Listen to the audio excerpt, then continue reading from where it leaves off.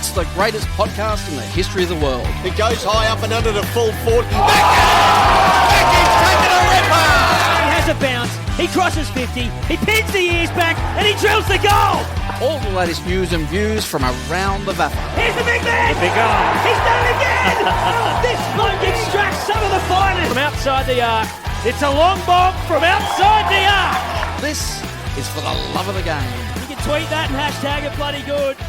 Hello and welcome to For the Love of the Game. Well, coming into round 14, we expected it was going to be a very, very pivotal weekend of football up and down through the divisions, and so that proved to be.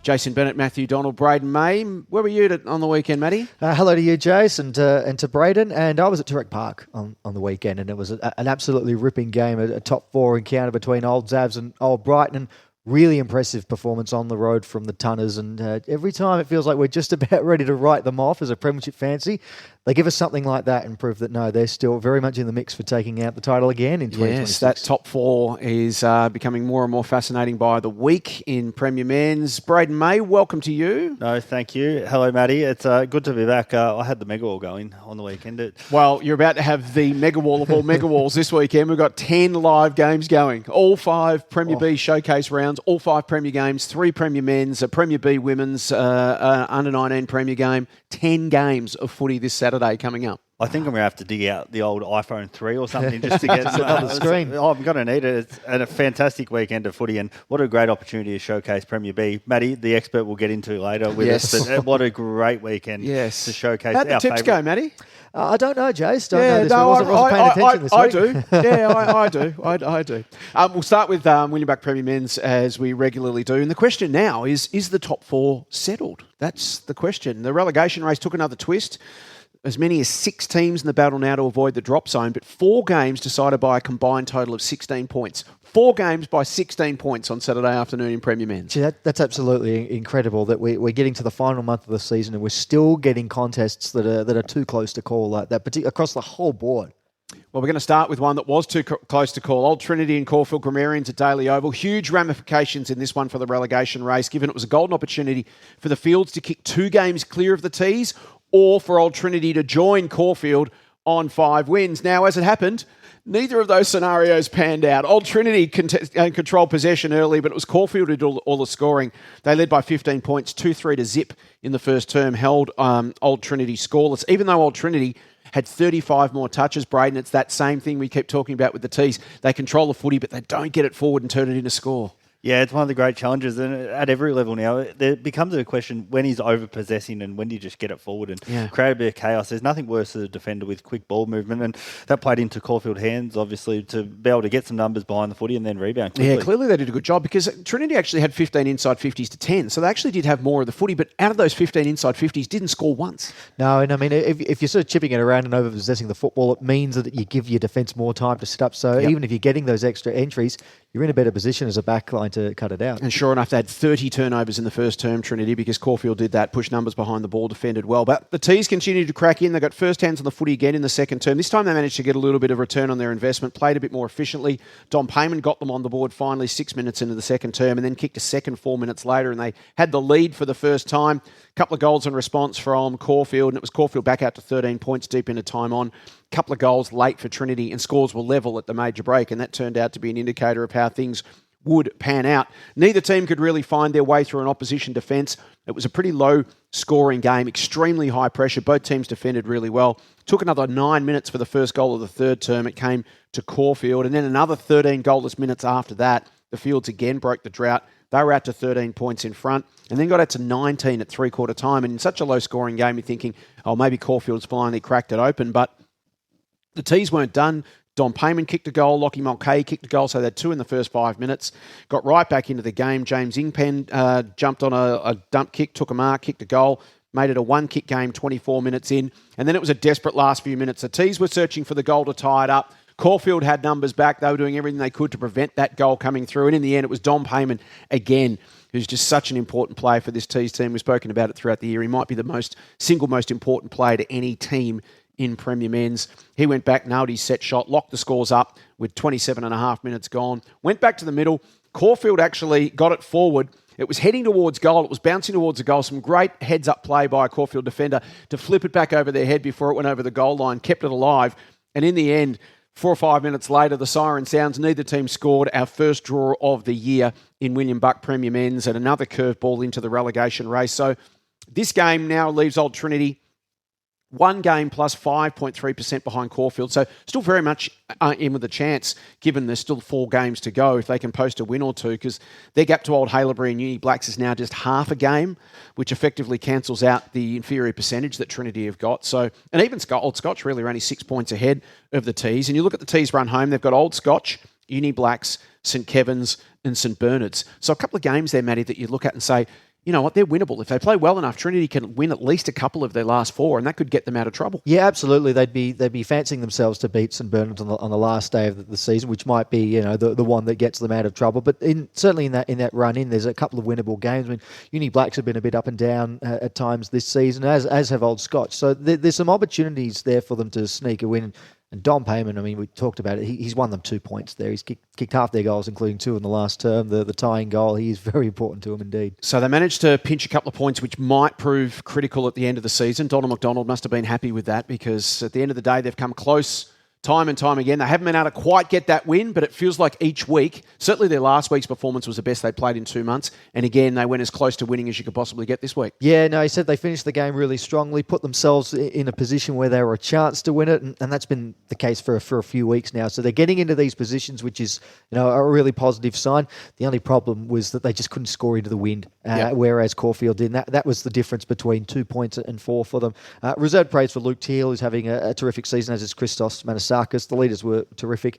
But it's back to the training ground because, as you say, it's a big month coming up for the Tees. Yeah, so Caulfield now, Matty, Brayden still 1 game plus 5% ahead. They've got that tricky road trip to the Snake Pit, and anything can happen out there, knowing that St Bernard's are also fighting for survival. But if they win that game, that puts them out of the Snow Dogs' reach, because they'll kick, I think, 3 games clear with 3 to play. So that would rule Snow Dogs out in terms of Caulfield having to worry about them, but certainly still Old Trinity and even the teams below them in the mix. They've got St Bernard's, Old Scotch, Uni Blues, Old Brighton. It's a tough run home for Caulfield. So these 4 points against St Bernard's this week going to be massive for them. Simply must win. Simply must go there and get the 4 points if they are to probably stay up. Because I think you'd look at those last 3 and say they're the underdogs there. The long price favourites, if there was a betting market on this in terms of those 3 games, just based on previous results and form. And Paul Saddle, he's a master coach. He's one of the most highly respected in the VAFA. So don't be surprised if he pulls out a trick or 2 in the last couple and does beat some of those teams, like you look at a Uni Blues or something. That's the type of game where the field's no one would give him hope, free hit, young side, and go out there and win. But he was really proud of his group on the weekend. He said he was pleased with how they defended, how they pressured. But then the story of the season, he said another 7 changes, 3 debutants. It could have been unsettling, but they were just composed all day. Ollie Wilson was elite down back. Jack Elwood set the standard. Will Allen played his best game at senior footy. So pleased to walk away with 2 points, but he knows there's been some tight games and they need to keep learning how to handle those. Ollie Wilson was spectacular. Just his 7th Premier Men's game for Caulfield. 34 disposals, 12 contested, 11 rebounds. Yeah. Game number 7 as a kid. Phenomenal performance, that. Yeah, super effort from him. So again, Caulfield found another one. We keep talking about how they're promoting their under-19 kids and getting them up to senior footy. It augurs well for the future for Caulfield, but the future for them is right now. They need to win this week against St Bernard's. Well, speaking of St Bernard's, there was another relegation race thriller at Princes Park. Old Haileybury found a way to hold out a typically determined Snow Dogs in a game that could have gone either way again. Coming into this one, we looked at the numbers and it suggested it was going to be a very close game, and so it proved to be. The Snow Dogs sharp early. They kicked 2 goals in the opening 4 minutes. The Bloods then settled in and kicked 2 of their own. And this was kind of the story of the day. Teams kicked goals in bunches. 2 late goals to Haileybury in the first term gave them a narrow advantage. They were 7 points up at quarter time. And then they kicked 20 points clear when Brady Seckle and Coney Goodawardena kicked goals to kick 2 in a hurry, capitalising on turnovers. But sure enough, Snow Dogs responded. A couple of quick ones of their own 4 minutes later.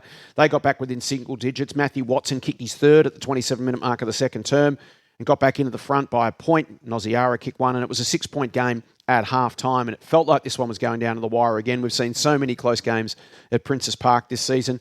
Arm wrestle continued in the 3rd term. The Bloods struck first. They kicked a couple of goals. They got out to 3 goals up. The Snow Dogs again came back. They kicked 4 goals in 7 minutes. Ferg McNichol kicked 3 of those 4 goals. He had a fantastic quarter. They hit the front by 7 points at three-quarter time, and you think maybe it's finally the Snow Dogs on the road. The hosts then got control again. They kicked the first 4 of the last quarter to get back out in front, and they were 19 points up at the 23-minute mark. And again, such a tight game, that felt like a winning lead. But Dogs refused to quit. And we've said all year, Matthew Watson, if you can get it into him, he can win games for you. And he entered this game in a big, big way. He'd already kicked a few. He kicked 3 goals in 3 minutes. The Bloods barely touched the ball in that time. It was goal out of the middle, goal out of the middle. 3 in a row. Suddenly, it was a 1-point game, and there was at least a few minutes left on the clock, but the Bloods managed to dig in. They hung on by the very, very by the skin of their teeth, really, is probably the best way of putting it. And they could be called the Cardiac Kids, the Baby Bloods. I know they've been called the Baby Bloods this year, but that was their 5th game decided by 5 points or less this season. Wow. 5 games they've had. And fortunately for them, they've won their last 3. 1 point over Caulfield in round 9, 5 points over Trinity in round 12, and now 2 points over St Bernard's in round 14. Without those wins, they'd be last, Old Haileybury. Yep. So it's been a super performance from them to find ways to win. They currently sit half a game ahead of Old Trinity in that race to avoid relegation. They're now 3 games clear of the Snow Dogs. So for the Snow Dogs, it's just been an agonising run, hasn't it? They're showing up. They're fighting every week. No premiership points to show for their endeavours. Their now losing streak is now 7. But that's a 4-point loss to Scotch, a 4-point loss to Zavs, a 2-point loss to Haileybury in the last 5 weeks. It's just been brutal for the Snow Dogs. Yeah, it's been really unfortunate. And again, such a withering run in that final term. And they've shown in the last few weeks that they're capable of flicking the switch and scoring goals really quickly. They did so against St Kevin's a few weeks ago. They did it against Zavs last week. And they've done it again at the weekend to give themselves a chance against Old Haileybury. But no, really it can hard be a cruel for Steve game, Leslie. can't it? It is, because yes, they're playing a lot better than what their recent record would suggest. You'd feel like they've got to snap that losing run sooner rather than later. But and now they're 3 games behind the Blacks and Haileybury with 4 to play. They've got appointments with Uni Blues and Brighton over the next 2 weeks. It's a long road back for the Snow Dogs. Yeah, it never say never until it's mathematically impossible, but it feels like it's going to be a pretty tough ask for them now. And for the Bloods, Brayden, we talk about runs home. Well, their run home is absolutely brutal. It was such a critical win for them to get those 4 points because they've got 3 of the top 4 teams plus the tricky and unpredictable Uni Blacks in the final round. So they're only half a game ahead of Trinity. They're far from safe yet. They've got St Kevin's, Old Brighton, Old Zabs, Uni Blacks. It's a tough run home for Haileybury. You get a feeling, looking, as we just said, about Old Trinity's run home and their chance to win a game or two, it feels like the Bloods are going to have to pinch an upset or 2 here to be safe. Yeah, I think you're right, but it might come down to back to the stat you just mentioned that they're 3-2 in those games decided by 5 points or less compared to the Snow Dogs. Flip those around, we're having a different conversation, thinking where are the Bloods going to save their season from as well. So it's just a massive result for them on the weekend, but. Yeah, I don't know how they keep doing it. Guy Martin has probably aged this season, but it's a fantastic thing. Like, talk about learning on the job. Like, there is only one way. You can train these situations, but you get on the training track, everyone knows where the ball's going to go. Everyone knows what we need to do. So to do it against opposition at this stage of the season, like with that little bit of 8-point game factor to it, given the relegation battle, it's a massive result for the Bloods. And don't be surprised if they do pinch a win or two. That result on the weekend does them a world of confidence. A massive, because now they're 3 games ahead of the Snow Dogs plus 7%. And as we've noticed, they've got such a tough run home, the Bloods, and they won't start favourites in any of those games. But St Bernard's have got Caulfield, Uni Blues, Brighton and Trinity. A couple there at least they'd look at and go, hey, we're a chance to win those. If they could pinch one against Blues or Brighton and Haileybury don't win any, then suddenly the Snow Dogs are still alive. So they've still got plenty to play for. As grim as it looks right now, if you look at Haileybury's run home and think, maybe Haileybury don't win another game potentially, there's still plenty for the Snow Dogs to play for, and that starts with Caulfield this week. Oh, definitely, yeah. So it's it's a case of sort of 4 elimination finals for St Bernard's right now. They're at that stage. They've almost got to run the table, but Caulfield and Old Trinity at home will be games that they'll gear themselves up for, that they think they're a chance. If they can nick one of Uni Blues or Old Brighton, which the Tunners game is at home as well. And Old Haileybury or Old Trinity don't win any games, you never know. They might just be able to climb their way out. So the 2 coaches, firstly, let's start with Steve Alessio. What sort of mindset is he in after another disappointment? Well, he's been in this situation before. He just described it as another game with a familiar ending. Gave themselves a chance to win it, found ways to score quickly, to stay in the game late, but were just unable to make the most of moments throughout the course of the match. The Old Haileybury midfield, he said, was just more effective than the Snow Dogs throughout the course of the day, but they gave their forwards a few looks in the last term when they tweaked a couple of things, but just some poor turnovers, fundamental mistakes at key times was just too costly in the end. And from a Bloods perspective? Yeah, Guy Martin touched on exactly what we did. They probably need another win or two before the end of the season, and they'd love to knock off one of the big boys, the top four, starting with St Kevin's this week. Said it was a really interesting game, but St Bernard's just kept reeling them in every time they threatened to blow them away. Pay credit to Brady Segal with 26 disposals, 3 goals. Ollie Houghton, Max Severs, Hugo Nociara were strong. The Rucks, Brody Finlay and Jack Bell, and with Jack Keane a few important goals. That's turned into a really great ruck combination, that hasn't it? Brody Finlay and Jack Bell, and that allows Jack Bell to go forward. And on the weekend, he was huge. He kicked 3 goals, and in the end, that was probably the difference. And at the start of the season, we probably would have looked at it and go, well, these two are 2 out-and-out rucks rather than sort of forward rucks. But no, Jack Bell has spent a bit more time up forward throughout the course of the season compared to Finlay. It's been really impressive at times. And they've needed that, the Bloods. They needed that sort of big target they can just get out of jail and kick it long to. Another last gasp thriller. What a weekend of footy it was. St Kevin's and Uni Blacks at TH King. This one went all the way to the final siren as well. It was a low-scoring struggle from the outset.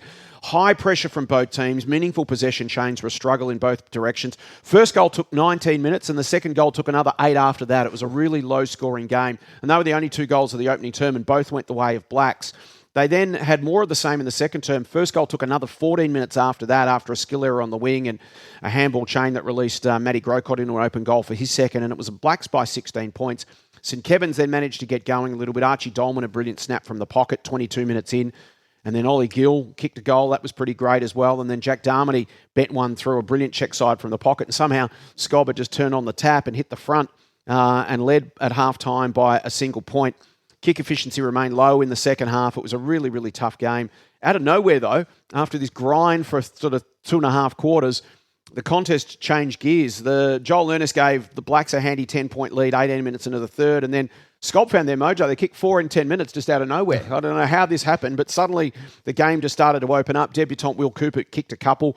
They got 14 points clear. They then threatened to sort of crack the game open, but then Jack Drummond kicked a goal late in the third term and got him back to 8 points. Kane Loftus kicked a goal early in the last to make it 2 points. And then the last 23 minutes of the game, goalless. So for the last 23 minutes, there was within-side a kick either way. St Kevin's couldn't find the winner. Blacks couldn't find the one that got them over the line. St Kevin's had a couple of opportunities. They were going to have a set shot. The free kick was reversed after a bit of afters. Went down the other end. I bet Anthony Lynch would have taken that well. Jed Saunders had a shot and he missed. They just couldn't quite put it away from the kick-in from Jed Saunders. Blacks went bang, bang, got it to centre half back. And it's like, hang on, they might be on here to go coast to coast, siren sound. So in the end, Scob managed to hang on. Their second nerve-jangling 3-point win in 3 weeks. So again, the benefit of just being able to find a way in the close ones. It was a wonderful ruck battle. We knew it would be coming in. It was Billy Coates versus Sam Conway, 2 of the dominant rucks of the competition. Billy finished as the highest-ranked player on the ground, 21 touches, 38 hit-outs, 6 clearances. Sam Conway was best of field for Blacks. He had 43 hit-outs of his own. So both the ruckmen did a great job. The victory keeps St Kevin's hopes alive for a top 2 finish. They're 1 game behind Zabs with 4 to play. They'll meet Zabs in round 16. So that gives them a chance to potentially leapfrog over Zabs and into second spot if they can keep winning. And the Blacks have Zabs this coming week as they fight to kick clear of the drop zone. As well as the Blacks have been going, they're still in the mix to slide as well if things go badly for them. They'll face the 2 teams immediately below them in the final 3 weeks as well, which is always a little dangerous to have those banana peel games. Old Trinity in round 16, Old Haileybury in the final round.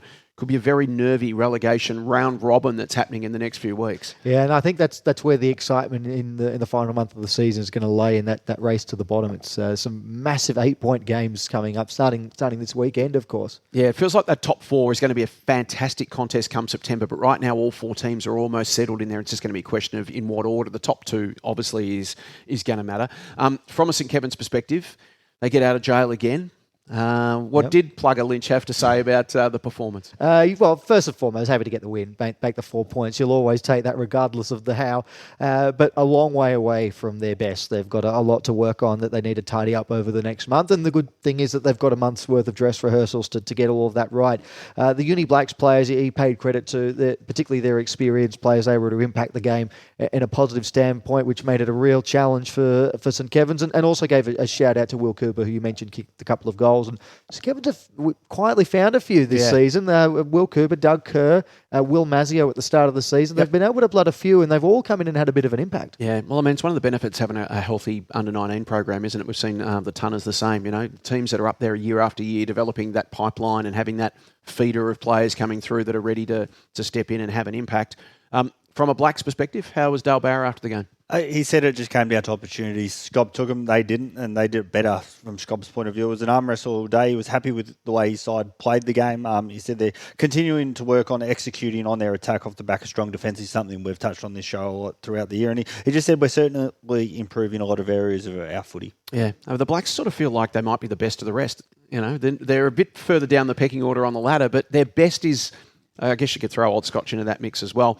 But, they're the sort of team you don't want to face on any given day, the Blacks, because if they bring their best, they're going to challenge anyone in the competition. Yeah, outside that top four, they've probably got one of the highest ceilings of the rest. Yeah. And certainly if they reach that, they'll cause anyone in the competition problems. Old Brighton all but confirmed their final spot with a gripping away win over Old Zaverians at Toorak Park. Zabs possessed significantly more of the footy in the opening term. Matty, you were there for this game. They had about 30-odd more touches, but just undid their good work, just kept turning the footy over, and the Tunners kicked 4 goals from turnover in the first term to lead by 14 points at the first change. Yeah, no, it was a really interesting opening term. As you said, Old Zaverians had a lot of opportunities to sort of go inside, but Old Brighton just kept hitting them on the counter-attack, and when they do that, they find plenty of space inside 50. And Harry Hill on return, just casually coming back and kicking a couple of goals in the opening quarter just to set the tone.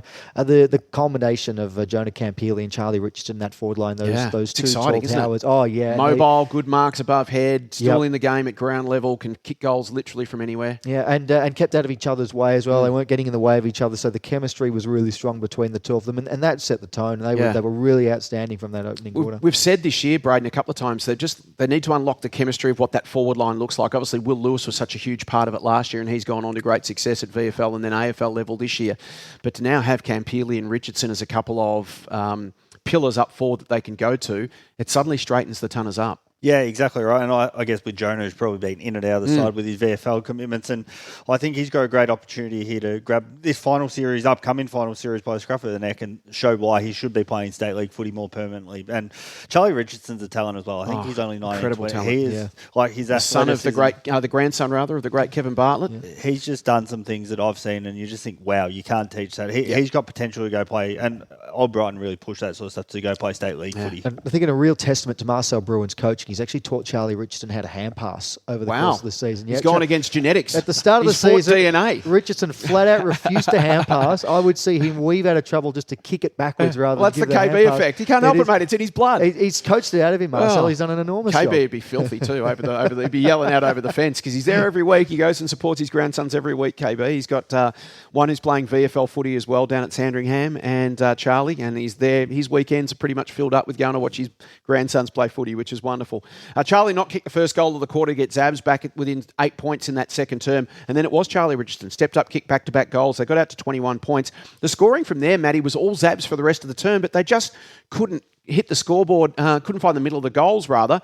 A series of behinds. Charlie McIsaac then had the final say. He did kick a goal to get them back within 5 points at the major break. But Old Brighton, again, that turnover game got going in the third quarter, and they levelled things up on the inside and then punished the Zabs around the ground. Yeah, no, it was a fascinating battle at both ends of the ground. You mentioned the missed opportunities, particularly from the Zabs. And Charlie McIsaac, I think he had about 8 shots for the course of the day. He kicked 3-3 and another 2 went out on the full. So he could have had an almighty day in front of goal. But yeah, they just weren't efficient with their opportunities. They missed a couple of critical ones. They threatened to come back again in the third term and reclaim the lead. But again, it was a good response. And every time Old Brighton were challenged in this match, they just found a way to string a couple of goals together and just re-establish that buffer. Yeah, it was 21 points at three-quarter time. Zabs then kicked a couple of goals in a hurry, got it back to 9 points at the 5-minute mark of the last term.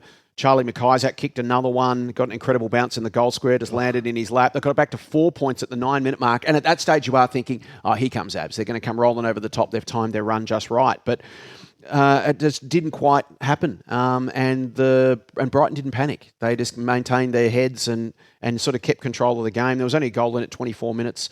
It was 10 points of difference, rather, at the 24-minute mark of the last term. And then Michael Carianis got that 50, which proved to be the sealer. And the Tunners punched their ticket to another September campaign. Yeah, look, a really mature performance, because that first 10 minutes of the final term was all Zabs. I think I could I think it was only one time Old Brighton went inside 50 at that stage, which for a top four side is pretty unbelievable. But they held their nerve, and they got their opportunities as limited as they were, and they made the most of them. And there was a bit of good play, and the 50-metre penalty to Karianis, as you mentioned, pretty much sealed the game. But a really professional performance in terms of their ability, but their mental resilience from Old Brighton. They ticked a lot of boxes. So they're back within 2 games of Zabs with 4 to play. Harry Hill back from the Tullamarine flu. He was the Skins player of the game. 26 disposals, 17 contested, 10 clearances, 3 goals.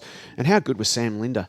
38 touches, 6 clearances, 10 rebound 50s, and that magnificent came off the back of the square, just came busting through, took the footy, delivered it forward. I think it was to Campilli against the fence, who then kicked the goal. Yeah. It was one of those moments when Brighton needed a response, and up he stepped. Well, that was the play today. Because Linder bursting off the back of the square, beautiful pinpoint pass to Campilli, who from where the 50 metres the boundary line slotted it up against the fence. So great bit of play, great goal.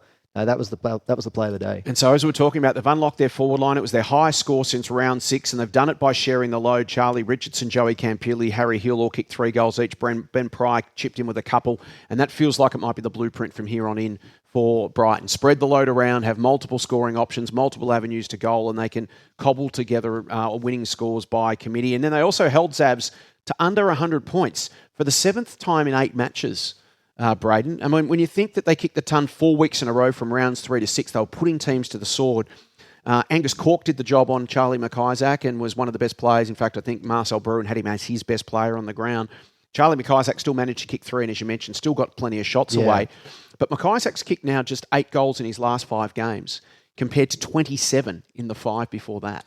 Yeah, and we mentioned this on the coverage as well, that McIsaac did have a lot of shots, but it was actually a really great battle between he and Angus Cork. And you probably would have argued at the time that Cork took the honours despite the number of opportunities that McIsaac had. It was a really good performance from the Tunners defence. So next up, another top 4 blockbuster for the Tunners. They'll step up to host the league-leading Blues at Brighton Beach. That's our SEN match of the day. What a game that's going to be. Zabs, who've now lost 2 of their last 3, face a tricky visit to the Blacks, as we've talked about how dangerous they can be on any given day, and the Blacks now in a fight for survival. So that could be a tricky game, and those 2 matches loom as critical in the top 2 race. If the Tunners can find a way to get over the Blues and snap their streak, and the Zabs happen to fall to Blacks, there'd just be 1 game between these 2 teams, Brighton and Zabs, and a theoretically more favourable run home for Brighton. Brighton have got the Blues, Haileybury, St Bernard's, Caulfield. So once they get past the Blues this week, 3 teams who aren't going to be playing finals footy. Zabs have got Blacks, St Kevin's, Old Haileybury, Old Scotch. So Zabs a much tougher run. So who knows? Maybe that top 2 race isn't over yet. Well, we say the top 4 races, and it'll be between those 4 teams, but exactly where they all will finish, who gets the double chance, who doesn't, that's still up in the air. And it's going to be an exciting month figuring out who finishes where. Final game of the round was the only blowout of the weekend. Uni Blues continued their white-hot form and pretty much ended Old Scotch's September hopes of at Melbourne University. The Blues were just so very, very good. James Stewart continued his brilliant form. He kicked another 6 goals after 11 last week to give him a leading 63 for the season. It was a dominant second half from the Blues. 19 scores to 4 on their way to a 67-point win. Could have actually probably been triple figures if their finishing had been a bit sharper. The Blues now lead Zabs by a game plus 16% in the race for top spots, almost 2 games really.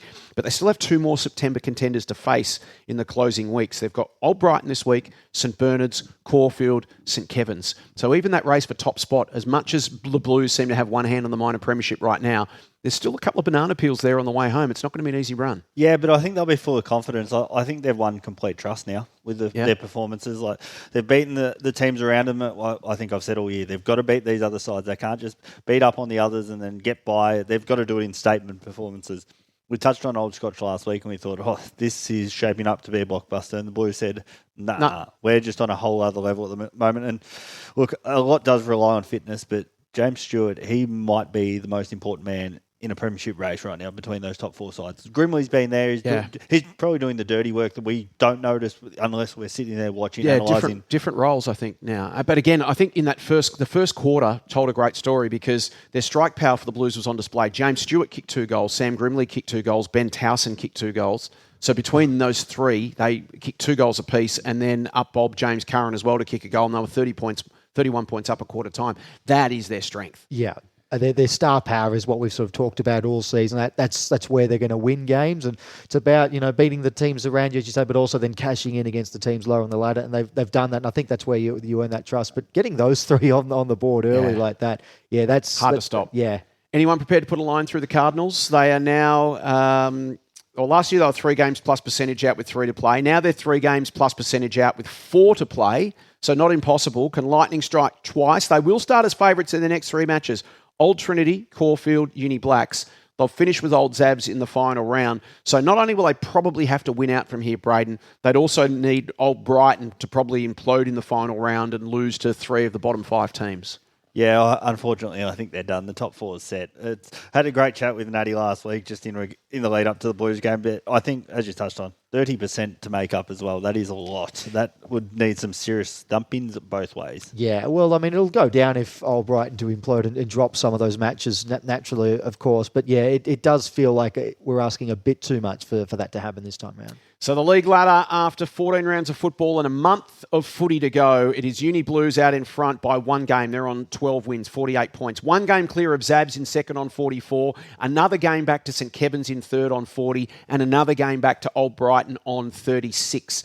That's your top 4. Then it's a 3-game gap to Old Scotch now on 24. Half a game to Caulfield on 22. Another half to Blacks in 7th and Haileybury in 8th on 20. Another half a game to Old Trinity on 18. And then St Bernard's on the bottom on 8 points. So between Old Scotch and Trinity, so that's from positions 5 to 9, just 1.5 games. Yeah, no, it's quite remarkable that we think that Old Scotch are not actually not safe from not the safe. Not They're safe. Yeah, fifth. they've been in such good form up until last week, but no, they did have a very slow start to the season, which is why they're still not entirely safe. But no, there's still a few teams that have got a bit of work to do if they want to stay in Premier Men's next year. Yeah, well, I remember a few weeks ago I said you might need 7 wins for guaranteed safety, and I got a strange look off you two gentlemen. It's looking that way almost with how that ladder's shaping up. It's very, very tight. Like Scotch have won 6, and we're saying they could be in trouble. It could be. I mean, St Bernard sit on 2 wins at the moment, so they're the ones that are in obvious trouble. But as we've just said, if teams above them, like Haileybury, don't win another game, for example, and Haileybury got a really tough run, it's still possible. So there's hope there for the Snow Dogs still. There's certainly hope for Old Trinity. They're very much still in the mix. And there's still danger lurking for Scotch, Caulfield, Blacks and Haileybury in the weeks to come. That is Premier Men's from every angle. After the break, well, it just gets even crazier. We're going to talk Premier B Men's. We've got a special guest from AJAX coming up next on For the Love of the Game. Footy finals are almost here, and there's no better way to kick them off than at the 2026 William Buck VAFA Finals Luncheon. Join MC Nat Edwards, AFL legends and Brownlow medalists James Hird and Jimmy Bartel, plus Jason Bennett and the VAFA media team for a live For the Love of the Game finals preview. Friday, September 4th at the RACV City Club. Enjoy a premium 2-course lunch, beverage package and an unforgettable afternoon of football stories and finals insights. Book your tickets now at vafa.com.au. Don't miss out on one of the biggest events on the VAFA calendar. This is For the Love of the Game. Time to talk Premier B Men's with our expert, the man who knows everything. Is that what you were saying off air? Yeah, right? well, Matthew Donald? something like that. Something like that. Hey, another crazy weekend. We had a draw in William Buck Premier Men's. We had a draw in Premier B Men's. We'll get to that one shortly. Where do you want to start? Oh, I think I want to start in the match between AJAX and Old Geelong. What a terrific game this was, and it's a good endorsement for good kicking in front of goal, this one. I mean, Old Geelong kept its finals aspirations alive with a hard-fought 10-point win over the Jackers. This game was such a close one. The margin never exceeded 14 points at any stage throughout the entire match.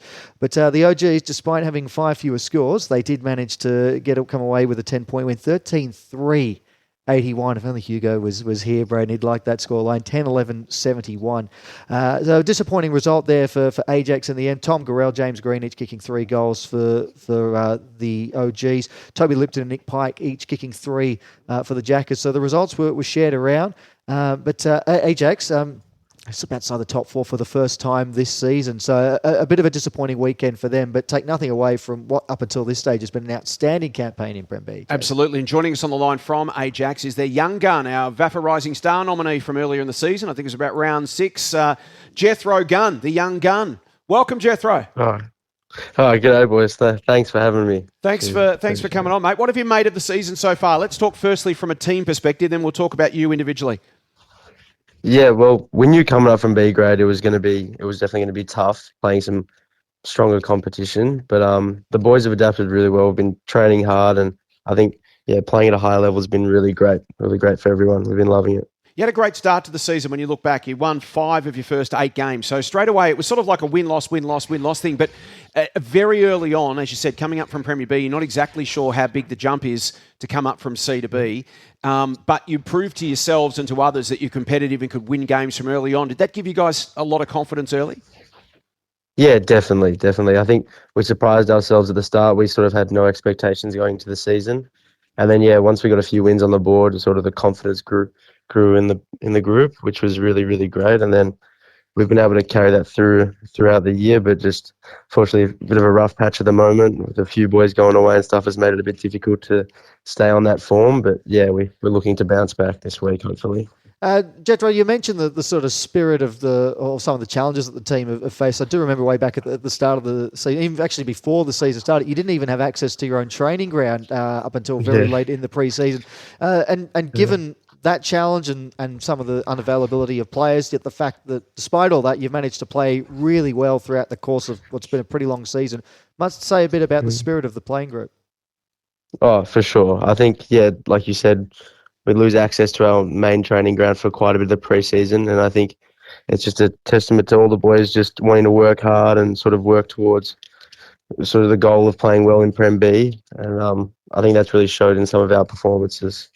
Just been really great.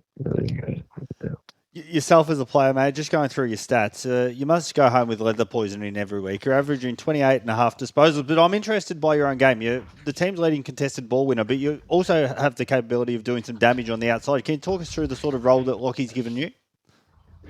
Yeah, so it was obviously first full year playing senior footy, so started off like not playing too much in the midfield, playing a bit up forward a bit more, but then as the season's gone on, adapting more to the bigger bodies. I've been able to roll into the mid quite a bit more, and then Buzz has been great. He's backed me into play against some of these bigger, stronger bodies, and he's allowed me to play to my strengths, which has been unreal. So I just sort of back and play my own instincts, and try and help the team win as much as I can. So you've come through the juniors program at the Jackers. Jethro played 100 games there for the Jackers juniors, and then at Caulfield Grammar as well, a bit of Sandringham Dragons, your first year of senior footy, as you mentioned. Where are you at on your growth curve? Like, where are the next layers that you're looking to add to your game?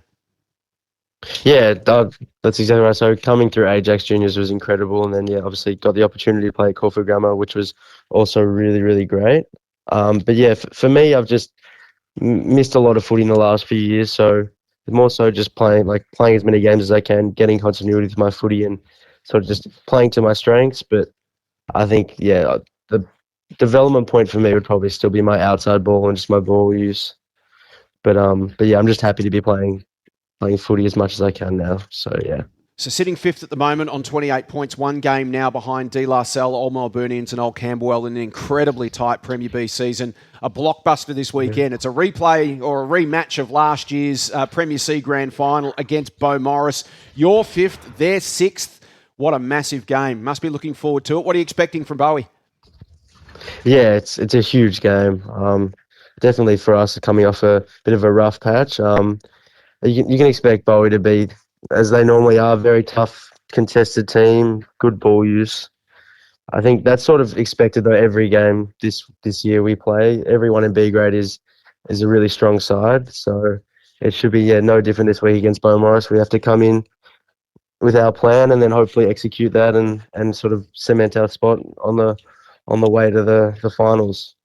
But we'll just have to play and see how we go. But finals basically this week, Matty, start for AJAX this week. They've got Bowie below them and then the 3 teams to finish all above them. Old Camberwell, Salle, Collegians to finish in the run to September. The upside of that is you're trying to take spots from the teams above you. You get a chance to play them. You get a chance to knock them off. Yeah, it's all in your own hands, your destiny, as it were.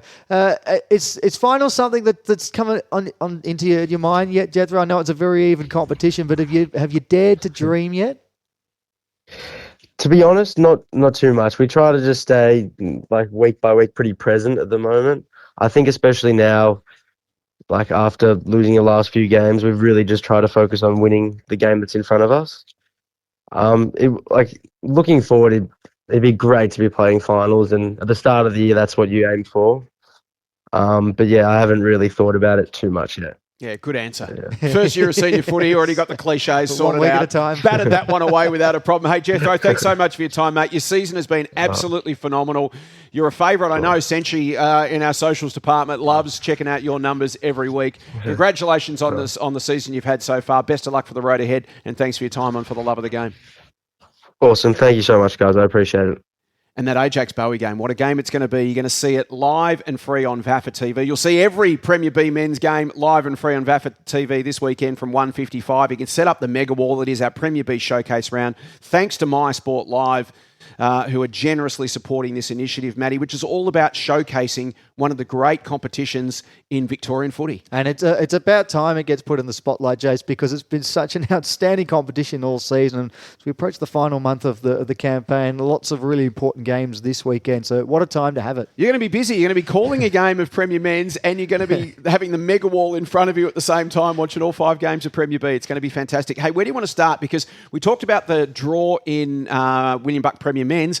Well, we also had a draw in Premier B Men's this weekend. I know. I think that's the place to start at Chelmsford Park. Old Ivanhoe and Beaumaris sharing the points. The third draw of the season. Remarkably, it's been the same 3 teams that have been involved in all 3 draws. Old Geelong, who we just touched on, Old Ivanhoe and Beaumaris, who were the 2 teams that played this one out at the weekend. A remarkable game, this one. The final score, 13-14-92 to 14-8-92. The Hoers got out to a 27-point lead early in the second term, but then the Sharks slowly chipped away at the deficit. They actually had a 10-point lead heading into the final term, but then the Hoers responded again and clawed their way back into the contest and eventually tied it up. It means that the Hoers move up to 9th spot now. They're a game away from safety. The Sharks remain in 6th place, 2 wins outside the top 4. OMs and De La Salle, one of those games we talked about last week coming into the weekend where you're genuinely like, hey, both these teams on their day can be as good as anyone in the competition. No idea what to expect. How did it play out? Yeah, well, this was a real statement from Old Melburnians against a De La Salle team that have been pretty much consistent throughout the top 4 all season. The OMs won by 38 points at Elstonwick Park, 16-15, 111 to 11-7, 73. They took a 23-point lead at quarter time. It was a fast start that got them going, and they never really looked headed from there. Hugo Dale for the OMs, he led the way with 4 goals. The OMs move up to 3rd on the ladder now, level on points with DLSL and just 2% separating the 2 sides. James Byrne, the OM's coach, for what it's worth, he described it as their best performance of the year. And that comes off the back of probably their best quarter of the year in that great comeback against Old Geelong the weekend prior. So the last 5 quarters, the OMs have been very impressive indeed. Well, there's one given so far this year in Premier B Men's. Brayden, what's that? Aside from, there's 2. Matty gets his tips wrong, and what's the other one? Collegians won a game of football, would you believe? Just kept on rolling. They did, yeah. They're as consistent as my tipping is inconsistent. 14 on the bounce. They accounted for Old Kerry by 57 points at Harry Trott Oval. This was a big day for the Lions in particular. It was the 20th anniversary of their 2006 B-grade premiership, so they had a premiership reunion at Harry Trott Oval on the day, and the Lions saluted. They opened up a 74-point lead at halftime. Wow. It was looking like it was going to be a very big win indeed. They maintained all afternoon. The Panthers drew it back a little bit in the end, but 20 goals, 12, 132 to 11, 10, 76, the final score. It means that Old Kerry, they still sit in 8th spot. They're just 1 win above the 2 teams in the relegation zone, and Collegians, they just maintain their stranglehold on top spot. Speaking of the teams in the relegation zone, Willie CYMS had a great win last week over AJAX, trying to build some momentum. They hosted Old Camberwell at Fear on Reserve on the weekend. How'd they go? Well, at 3/4 time, it looked like the CYs were going to make it back-to-back wins. They held a 14-point advantage at 3/4 time, but the Wellers, it was a sterling comeback from them in the final term. They won by 17 points. They'd kicked just 6 goals to 3/4 time. They piled on 6 in the last quarter alone. 12-9, 81 to 9-10, 64. Terrific comeback from Neil Connell's men. Liam Thomas, he's been quietly just a very good goal kicker for the Wellers this season. Another 4 goals for him. And Mai Patel, who we've talked about a lot, he kicked 3. For Old Camberwell, they move into the top 4 now, and the CYs, they've dropped back to 10th spot, but they're still only 1 win away from climbing outside that relegation zone. Yeah, it's just so even. Let's talk about the ladder now before we talk about Prem B Showcase round a little bit more. Obviously, Collegians sit out in front. They are 14 and zip, but then after that, it's a logjam. Well, after that, it is a three-way tie for second spot. So Collegians 14 and zip, 3 teams on 8 wins. De La Salle, Old Melburnians and Old Camberwell, they round out your top 4. AJAX slip outside the top 4 for the first time all season. They're only 1 win behind those 3 with an even 7-7 record. Sitting 1 game behind them are both Beaumaris and Old Geelong, who have 5 wins and 2 draws to their name each. A game behind them, Old Carey, and then a game behind them, Old Ivanhoe and Williamstown CYMS on 16 points each. And some critical games coming up this weekend. We're going to get your tips a little bit later in the show, but just at first glance, you look at, every week Premier B delivers, of course, but you've got Old Camberwell and Collegians at the top end of the table, a massive game, particularly for Old Camberwell. Collegians are sitting pretty, would just be happy to keep the momentum rolling. You've got AJAX and Bowie, as we've just spoken about with Jethro, 5th versus 6th, and then you've got Old Geelong and Old Ivanhoe, 7th versus 9th. They're the 3 real standout games for the weekend ahead. Yeah, so it's Old Camberwell's turn to test its premiership credentials against Collegians, and at home too, so they might fancy themselves off the back of a very good win. The Prem C grand final rematch, it was AJAX who won by 2 points earlier in the season, so you can bet that'll be a close game again. Then Old Geelong and Old Ivanhoe were 2 teams who played out a draw earlier in the season, and they meet again. So, it wouldn't back against the 4th draw of the campaign the way that these 2 teams are going. But there's a lot of really important games. And I think the other thing with that Jackers-Beaumaris game, that's almost going to determine, for Beaumaris, it'll almost determine whether they're a chance for finals or not. Yeah. Lose that game and it's just about over for them, but win it, and they're right in the mix again. And then D-La and Willie and Old Carey and OM's the other 2 games. All 5 of those Premier B men's games live and free on VAFA TV from 1:55 this Saturday as part of Premier B Showcase Round. That's Premier B done. Next, we'll talk Premier C men's on For the Love of the Game. Looking for VAFA updates on the go? Download the brand new VAFA app today. Get live scores, fixtures, ladders, and all the latest VAFA news right at your fingertips.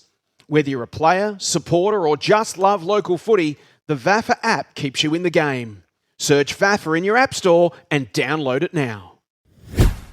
For the Love of the Game continues. We move on to Prem C men's, and Hampton Rovers had a great win over Mazenod, 14 points, 8-12-60 to 6-10-46. Our round 14 results. Big win for Pegs and a much needed one for them as well. 17-16, 118 defeated Glenora. Old McKinnon, 11-7-73. A good road win for Pegs by 45 points.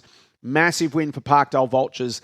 They are starting to ramp up come September. We've spoken to some of their players in recent weeks. They've had a couple of very disappointing Septembers, and it just feels like the Vultures are locking in on finals this year. They are 28-15, 183, defeated Marcelin 6-6-42, 141-point win for the Vultures.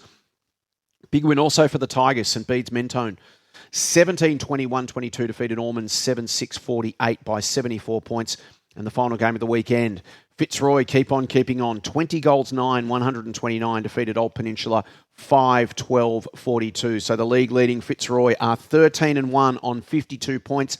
They are 1 game clear of Parkdale on 48, 1 game back to Hampton Rovers on 44, and 1 game back to Mazenod on 40. So 1 game separating the top 4 all the way through. And then a game out is St Bede's Mentone, as we keep saying in this division. It is the top 5 really fighting for the top 4 spots. St Bede's at the moment sit 1 game behind but have superior percentage over Mazenod. Then it is a 5-game gap back to Pegs on 16. Marcelin, Glen Ira, and Old McKinnon and Old Peninsula on 12 and Ormond on 8. So Fitzroy, Parkdale, Hampton Rovers and Mazenod in the 4. St Bede's Mentone Tigers 1 game out. And then from there, it's a battle for relegation. Moving on to Division 1, and Senchi will let us know how many unbeaten teams there are left in the competition. But the number will have changed from last week. A stunning result at Victoria Park. Q against Preston Bullants. Q winning by 107 points. That is the result of the year, isn't it? I reckon it would have to be right up there. Haven't on the lost a game all year. Least. Yep, and then they lose by 3 figures. 22-15, 147 to 5-10-40. Thumping in the end. Q a very good side, but I mean, Preston Bullard certainly wouldn't have expected that sort of scoreline in a game involving them. Parkside getting the job done over St Mary's Salesian just at Pitcher Park, an 11-point win there, 10-5, 65 to 7-12, 54. The other big win was Monash Blues, who won by 59 points over Old Yarra Cobras, 15-11, 101 to 5-12, 42. Oakley against Paran, a 45-point win there, 13-6, 84 to 4, 15, 39. The final result of the weekend, Brunswick, too good for UHS VU, 25-point win for them, 14-14, 98 to 10-13, 73. And as we look at the ladder now, well, it's still a pretty tight top five we've got at the moment. Preston's still way out in front. Their lead's been cut to 3 games, the 14-1 record. Q sitting on 11 wins in second spot at the moment. They're a game clear of Paran, Parkside and Oakley, who all share a 10-5 record at the moment. Then 3 games behind them sits St Mary's Salesian. Half a game behind them at the moment are Brunswick. And then Monash Blues, UHSVU and Old Yarra Cobras round out the rest of the table. No, very exciting division there, but I think Division 2 takes the cake in the terms of divisional structure. So after round 15, the results were as follows. Canterbury got their season back on track, an 18-17 to 9-13, 67 win over Therry Penola. Powerhouse, a big win over Elstonwick, 21-10, 136 to 10-11, 71. In another game impacting the top of the ladder, Melbourne High School Old Boys, 15-18, 108, defeated South Melbourne Districts, 10-11, 71. Meanwhile, Whitefriars were big winners over North Brunswick, 16-10, 106 to 7-12, 54. And West Brunswick closed out their weekend with a 17-18, 120 to 4-7, 31 win over Aquinas, who bring up the rear on the ladder that we'll now turn to. So, 3-way tie at the top with percentage separating these teams. Canterbury won after 3 straight losses, so they're back at 11-4. They're just followed by Melbourne High School Old Boys and Whitefriars, both on 11-4. There's about 16% between those. Powerhouse, they're in 4th at 10-5. 1 game further back at Elstonwick in 5th. They're probably the biggest surprise so far to see them so far down. West Brunswick have won 7 games. Therry have won 6. And then South Melbourne Districts and North Brunswick are in 8th and 9th with 4 wins, and Aquinas in last with 2 wins. 2 games from Division 3 men's on the weekend. 2 big wins. Hawthorn over Latrobe University. Hawthorn 17-21, 123 defeated Latrobe 6-7, 43 by 80 points.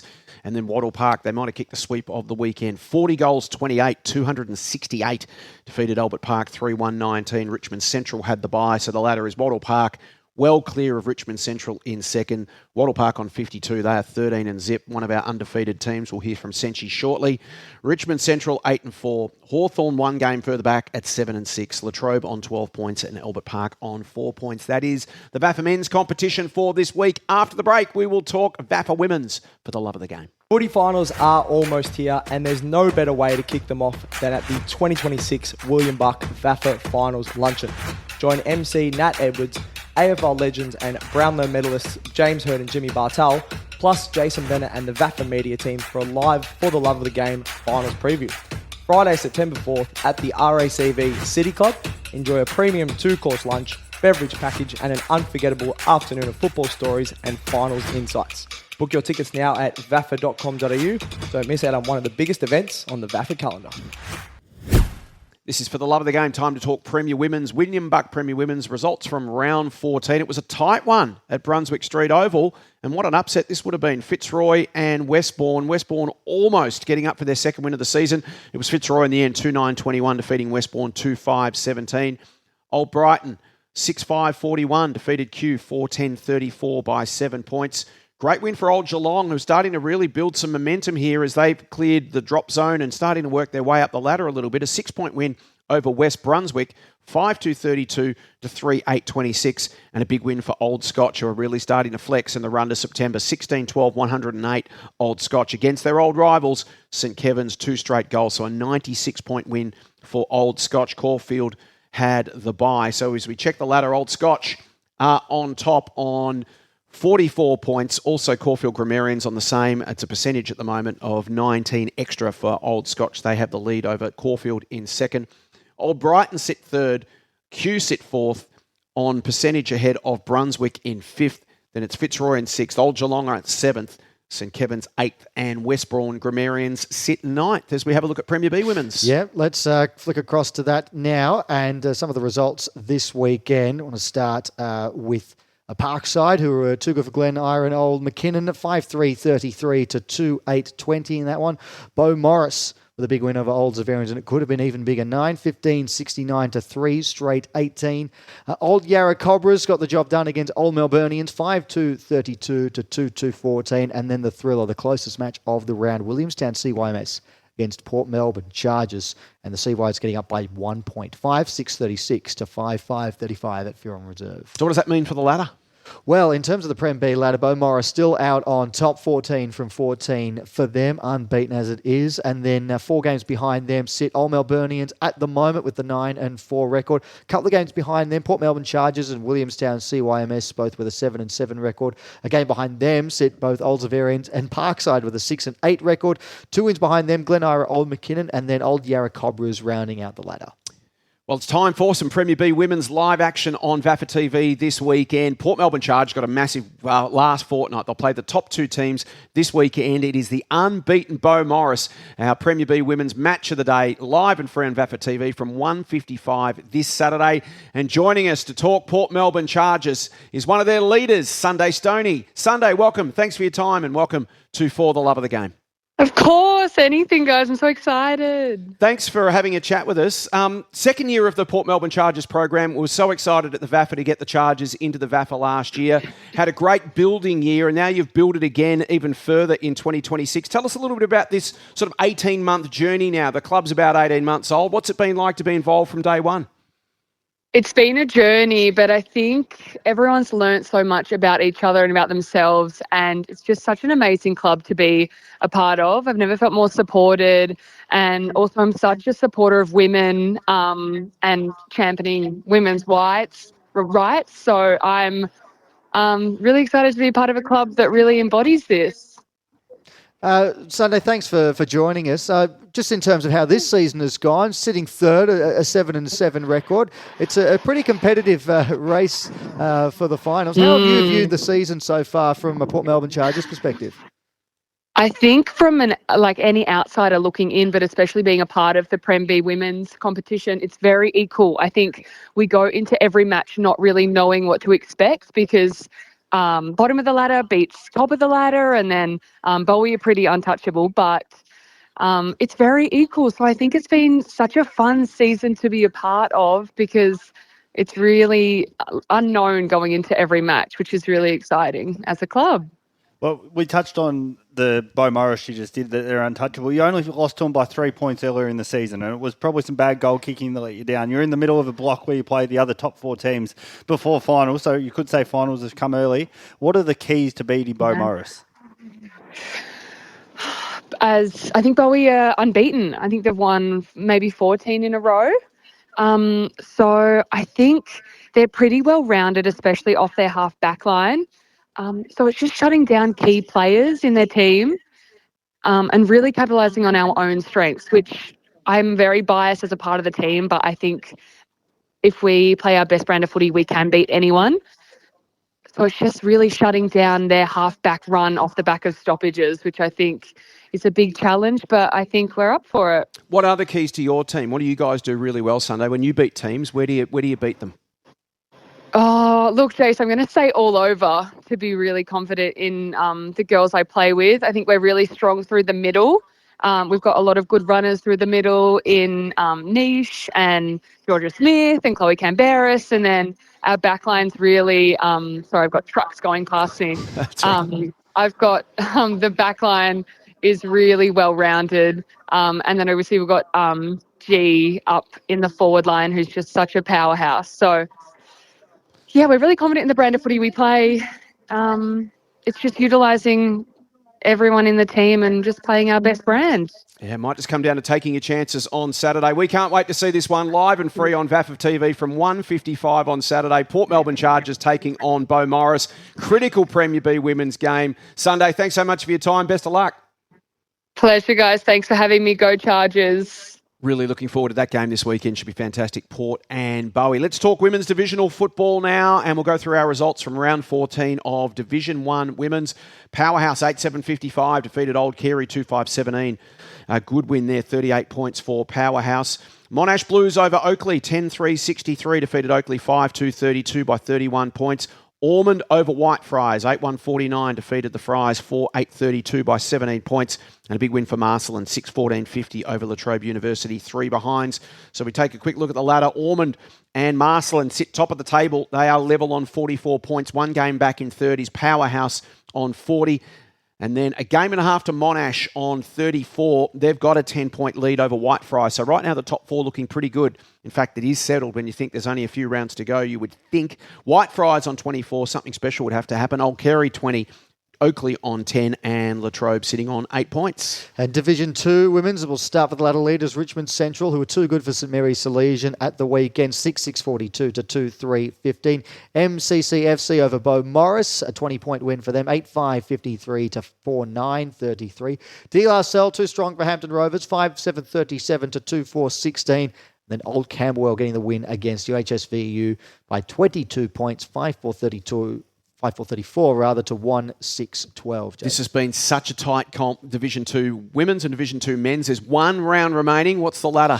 So as things stand, we've got one win separating first and fourth. So any one of those 4 teams can end up anywhere else still. Richmond Central and De La Salle out in front. Apologies, 2 rounds remaining. As everyone in Division 2 women's just went, what? Yeah. 2 rounds remaining in Division 2 women's, not one. My apologies. That's all right. So with a fortnight to go, Richmond Central and De La Salle with a 10-4 record at this stage. One win behind them sit St Mary's Salesian and Old Campbell. So that was a really important win for Richmond against St Mary's Salesian at the weekend. One win behind them and with a very good percentage, it's worth mentioning as well. Beaumaris, they've got the best percentage in the competition. So if any of the top 4 slip up, Beaumaris, a massive opportunity for them to take advantage of that.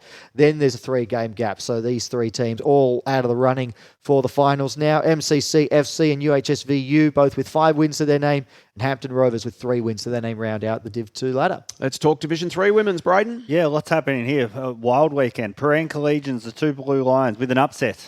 A 6-6 to 2-3-15 win over Parkdale Vultures, and we'll get to what it means in a minute. Old Haileybury, a 6-9-45 to 5-3-33 win over Hawthorn, and then Caulfield Grammarians, their third side, 6-7-43, got the better of Old Yarra Cobras too, who were held scoreless. Now for the ladder. You thought that was exciting, Matty. I'm going to one-up you. Again, much like the tipping that we'll get to later. But anyway, Parkdale Vultures, Hawthorn and Old Haileybury are all locked on 44 points right now with 2 games to play. The Vultures lead the way with a whopping percentage of 360, but Prahran's 3 games further back, but I would be very nervous if I had to play them based on the weekend's result. Yeah, so the top 3 are set. It's now going to be a question of who finishes in those top 2 spots, which is all important. Caulfield, who sit 5th, are 5 games behind Prahran Collegian, so they can't make it. So we've got a top 4 and a bottom 2 now in Division 3. So the real interest in Div 3 women's is who finishes in those top 2 spots, which obviously come finals time is so important. As we take a look at Division 4 women's from the weekend, again, 2 rounds still to play. In Div 4 women's, it was Mazenod 7-15-57 defeating North Brunswick 1-8 by 49 points. Brunswick over Albert Park 6-6-42 to Albert Park 2-3-15 by 27. Old Zavarians over Wattle Park 7-6-48 to 4-9-33 by 15 points. Aquinas too good for Canterbury 10-5-65 to 3-9-27 by 38 points. And the Muggers 3-6-24 over Fitzroy 5 behinds by 19 points. So the ladder in Division 4 women's, with 2 rounds to play, Mazenod sit top of the table. They are on 40 points. They are a game clear of the next 3 teams. Aquinas on 36, Old Zabs on 36, Wattle Park on 36. And again, it looks like the top 4 in this division is now set because it's a 2-game gap plus percentage back to Canterbury on 28 and the Muggers on 28. Brunswick are on 26, Albert Park 22, and the bottom 2 teams, Fitzroy 16, North Brunswick also on 16 points. And then Div 5, rounding things out from a women's perspective, some interesting results of the weekend and some that have had ramifications on what the top 4 currently looks like. And the most critical of all, Preston Bull Ants just holding off Ormond by 6 points, 2-10-22 to 2-4-16. And that one, the Bull Ants just holding on. St Kevin's too good for Elstonwick, an 11-point win at Rigetti Oval, 4-4-28 to 2-5-17. Then a couple of big results outside of that. South Melbourne over Monash Blues. South Melbourne winning 4-10-34 to just the 3 behinds. Glen Ira Old McKinnon over De La Salle, 4-8-32 to 1-6. And then the biggest win of all this weekend, West Brunswick 11-8-74, defeating Parkside 1 behind. So a 73-point win there for the Magpies. And the ladder with a fortnight to go. Preston Bullhound still out in front by a game and a half, 11 wins and 3 defeats. St Kevin's with 9.5 wins to their name. They've got a game and a half gap on the chasing pack. West Brunswick and Elstonwick both with 8 wins. What a pack. 5 teams in this chasing pack. Yes. West Brunswick, Elstonwick, 8 wins to their name. And then Ormond and South Melbourne each sitting a game behind them. And half a game behind them, you can't rule out Parkside despite sitting in 7th position. They're a game and a half outside the top 4. Good percentage too. With a very good percentage indeed. Mathematically speaking, they are still well and truly alive, Parkside. And then the 3 teams that round out the ladder, their finals hopes are dashed. Glen Ira, Old McKinnon, 3 wins to their name. Monash Blues with 2, De La Salle with 1. That's a healthy comp, and you've got 7 teams still in the finals mix with 2 rounds to go. Best of luck to everyone playing Division 5 Women's this weekend. That is our VAFA Women's competition wrapped up for another week. We look ahead. We'll cover it off again next week on For the Love of the Game. Next up, we're going to talk Holmesglen Under-19 Premier. A special guest, Andy Otten, joins us from De La Salle. That's next on For the Love of the Game. Keep up to date with everything that's happening around the VAFA by subscribing to our socials. We're on Instagram, TikTok, X, Facebook and LinkedIn. Has someone just taken a screamer or kicked goal of the year? Send us your best and we might share them around the league. Join in the fun with all the best pics, videos, stories and reels from around the competition. They're all on VAFA socials. Search VAFA and VAFA Women's on your favourite platforms. This is For the Love of the Game. It's time to talk Holmesglen Under-19 Premier. And one of the stories of the season so far has been De La Salle, and we've got them this week. De La Salle versus Old Scotch. What a game this is going to be. Our KTV Under-19 Premier match of the round. Old Scotch sitting in 4th position. De La sitting in 5th position. St Bede's in 6th position. All 3 of them on 32 points. So Scotch at the moment sitting inside the 4. De La just outside on percentage. These 2 teams meet this weekend. You're going to see it live on KTV. Can't wait for this one. Joining us is Andy Otten, the coach of De La Salle's Under-19s team. Andy, thanks for your time, mate. We appreciate it. No worries. Thanks for having me, guys. Well, what a wonderful footy career you've had. 109 games at Adelaide, 2008 to 19. You're an assistant coach at Box Hill. You were at Collingwood as a development coach and a VFL coach, and then a VFL coach last year. This year, you've crossed to the Yamos. We're delighted to have you. You've taken on the role coaching De La Salle's Under-19 Premier team and their school team. Tell us about how that came about and why you made the change. Yeah, it was a bit of a fortunate event, really. Billy Tyson, who's the head of football at De La Salle, gave me a buzz in January. He just said, do you want to come and get a coffee? And went through what he was asking me to do, and that started with the school side on a Wednesday in the ACC, which I used to play for White Prize, so I know the ACC well. And then pretty quickly, their old 19s coach, Nick Walsh, his role changed and he had to go overseas actually to America. So he was the 19s coach. So then, so that was all within a couple of weeks. So I quickly shifted into Walsh's role there. About to run both programs there. So the school first 18 and then the under-19s program as well. How have you found juggling the two? In fact, probably a better word than juggling is integrating the two. I mean, every school is looking to, and I know De La Salle are, to continue to build that pipeline from school to VAFA club. And now you've got the perfect opportunity to guide that process from both sides of the table. Yeah, no doubt. It's really important, streamline for the club to make sure we get these dealer school kids coming down to support our VAFA program once they're finished their schooling. So it helps as well. A lot of the kids coaching during the school side are with our 19s program as well. So it kind of does help with game plan and communication and education. The management during the week is tricky with most of them playing on a Wednesday, so the Tuesday and Thursday trainings do become quite light during that term 2 period. But the boys manage it really well, and again, I can manipulate the kind of both game days to manage any players that might be a bit sore or in need of a bit more of a rest, which has been beneficial to the program. Andy, thanks for your time today. We've marvelled at the evenness of the under-19s competition so far this season. It's just a really competitive competition so far. Can you put a finger on why that is? No, it's a great question. Again, my first kind of year in the VAFA and the 19s program, so how even it is has shocked me, that's for sure. And even looking at the ladder that you guys mentioned at the start, it's really tight across the group. And I think each week you've seen what some may seem as upsets, but I think just the change of each team side each week, and not sure which players you're going to get access to, whether it's Coach League players coming back in, or some players might be playing seniors, or that kind of winter break a fair few players seem to make, and then buys each week for those APS, AJAX schools. So each week seems to be a different team. We're probably getting 5 or 6 changes each week to our side. So I can imagine some of the other sides that are in the APS and AJAX as well. So I think it is dependent on who's available that week for you. And then I think that's creating a really even competition and, a lot of surprising score lines at times. But, I guess what you want is an even comp. Well, this weekend, the old-fashioned 8-point game against Scotch, both on 8 and 6, and 8% separating you and St. Pete's, just breathing down both necks. What do you take away from the last clash against the Cardinals?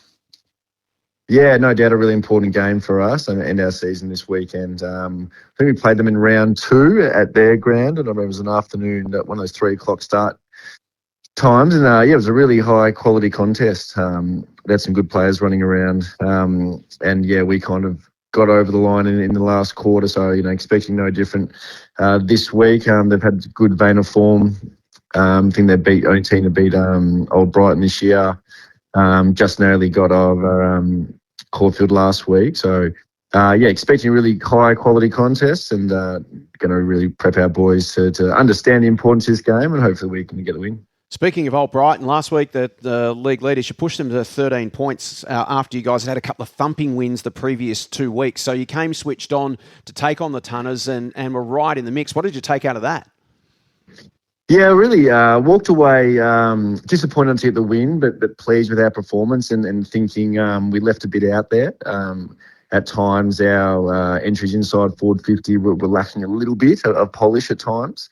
But I thought we gave ourselves enough chances. I think we had a shot about halfway to the last to put us in the lead, but couldn't convert. And then Brian kicked 2 in a row. They're very solid side, really experienced. Obviously won the last 2 flags, and their back 6 held up really well. We were trying to come in that last quarter just to put a bit of scoreboard pressure on, but they held up really well. And they're quality side and at that ground as well. But we did have a nice sunny morning out there with no wind, which everyone says was pretty rare. So it was really nice conditions. I'll walk away knowing that they're the kind of staple of the competition, and I do think if we're at our best, we'll be able to challenge them. 11:35 this Saturday, Salle taking on Old Scotch in our Holmesglen Under-19 Premier, live and exclusive on KTV. For those who haven't seen much of D-La play, your team play this year, what does the game look like when it's on your terms, Andy? What sort of style of footy are you trying to play, and who are a couple of players we should be looking out for? The style we want to play is empower the players to play, a fast, exciting brand of footy. But as always, kind of be able to defend in behind it as well. So, we like to run and carry and use our numbers up. Like to change lanes if we can. Try and give our forwards enough chances. Our backs have stood up pretty well most of the year. Some players who you should keep an eye on. Kieran Greville's coming off an outstanding game on the weekend. Heinzie as well had a really good game last week. He's an Oakley Chargers product. So when we get access to him, he's been performing really well. Benny Miller, our captain, was back. He had 12 weeks out with a syndesmosis. First 5 rounds of the year, he was our best player by a mile, so it's great to have him back. And then our forward line, Big Brodie Rosny, has been a beacon for us up forward and playing a fair bit of ruck the last month for us out of necessity. They're kind of ones to watch there for us, no doubt. Andy, thanks so much for your time, mate. Best of luck for this week and for the road ahead. It's going to be a fantastic finish to this Holmesglen Under-19 Premier season. Yeah, absolutely. I'm excited as well. Thanks, Andy. Appreciate your time. Footy finals are almost here, and there's no better way to kick them off than at the 2026 William Buck VAFA Finals Luncheon. Join MC Nat Edwards, AFL legends and Brownlow medalists James Hird and Jimmy Bartel, plus Jason Bennett and the VAFA media team for a live For the Love of the Game finals preview. Friday, September 4th at the RACV City Club. Enjoy a premium 2-course lunch, beverage package and an unforgettable afternoon of football stories and finals insights. Book your tickets now at vafa.com.au. Don't miss out on one of the biggest events on the VAFA calendar. What a game that promises to be. Salle taking on Old Scotch, and you will see it live and exclusive on KTV. Welcome, Dylan Humphries. Senchi, how are you? It's good to be back for another week, and another Scotch win by a goal. So, and Lockie Moyer, our Holmesglen under-19 Premier reporter, joins us as well. G'day, Lockie. G'day, another great week of footy. Good to be back. Yes, this ladder just continues to twist and turn. We spoke to Andy Otten. He was talking about how incredibly tight the competition is and how enjoyable it is for everybody involved. Let's start our report at Crawford Oval. It was our KTV Holmesglen under-19 Premier match of the round. It was St Kevin's versus University Blues. And St Kevin's too good. 13-14-92 defeated the Blues 9-7-61. Lockie by 31 points. Yeah, an important win for St Kevin's there, maintaining their second position on the ladder. Uni Blues actually came out firing after half-time, kicking 5 goals in 10 minutes to make it a contest. So giving St Kevin's a bit of a scare there, but they were able to regain control and adapt to the conditions and tweak their game plan, which has been sort of a major area of growth for them. They're really adaptable. Probably the only frustration for them is they weren't sort of completely able to put Uni Blues away, but another impressive win, and they're just sort of asserting themselves as one of the premier teams in the comp. Lockie, we were sort of focusing on the game at Brighton Beach Oval on the Saturday morning in the lead up to afternoon matches. Old Brighton and D La Salle. Old Brighton winning 8-10-58 to 6-9-45, but it was a topsy-turvy encounter, this one. Yeah, it was. D La had a really good crack here. It was a really quality game, very tight, which is what we want to see with these clashes. De La Salle actually exposed some of Brighton's weaknesses in that third quarter, and sort of the momentum was swinging their way. But look, Brighton's response in that final term was really impressive. They were able to maintain composure and stay at the win. So they're both very good sides and very fast and skillful. So it was a great watch. Andy Otten, who obviously had on before, was very proud of the effort from Dealer. Had a lot of opportunities going inside 50, but just unfortunately couldn't make the most of them. So Brighton's back line was able to repel, and another important win for them, and they're obviously clear on top now. And lucky Old Zabs with a convincing win over Beaumaris, but importantly they were able to put the foot down and come away with a bit of a percentage booster, which could be key. Yeah, it could be. It's obviously I think percentage is going to play a major role here. A lot of teams on the same points, so whenever you can get a big win, it's handy. I think Zabs were just able to hold their shape and really punished Beaumaris via turnover. I think Beaumaris were a bit sort of wasteful with the ball, and when you do that against a side like Zabs, they make you pay. So unfortunately for them, it just wasn't to be. Shout out to Will Dempster.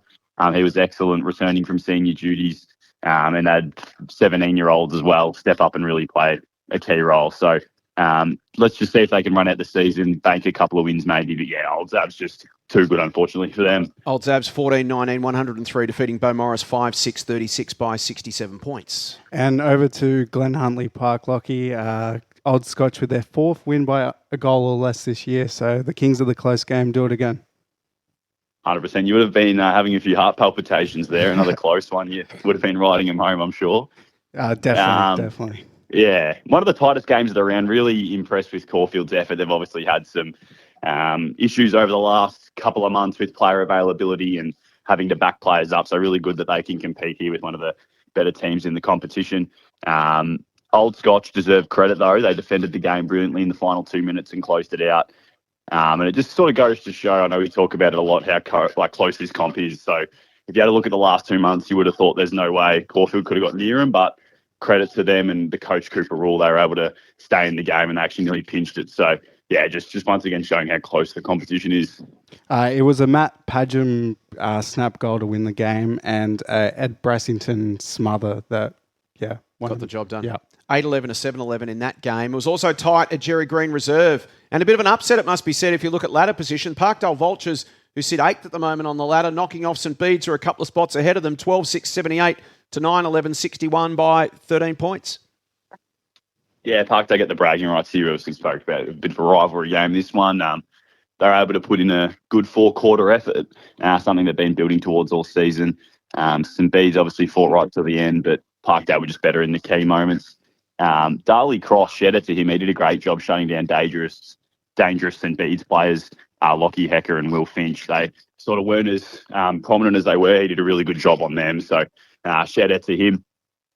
St Bede's struggled to peg Parkdale back after a really strong start. So inaccuracy probably hurt them, but full credit to Parkdale. They get the bragging rights there. Yeah, 20 scoring shots to 18 in favour of St Bede's, but they fall 13 points short. Important loss for them too as we take a look at this incredible ladder in Holmesglen under-19 Premier with a month of footy still to play. Old Brighton have kicked clear. They're 2 games clear on top at 11 and 3, 44 points. Second spot is St Kevin's on 36. Third is Old Zavs on 36. They're a game clear of Old Scotch, De La Salle and St Bede's all on Mentone, all on 32. So the race at the moment is in 6 really for the top 4, you would think. University Blues then sit a game and a half behind on 26 points.